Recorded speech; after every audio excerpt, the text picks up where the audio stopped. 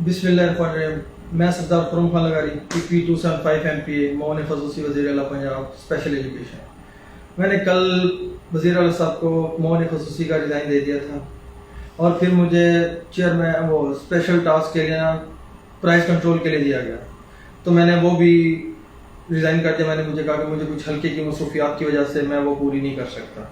और मैंने 2 साल पूरे दरियाज़दगान के लोगों के लिए दरिया के कटाव के लिए मिन्नतें की कि मुझे मेहरबानी करके सिक पर दिया जाए।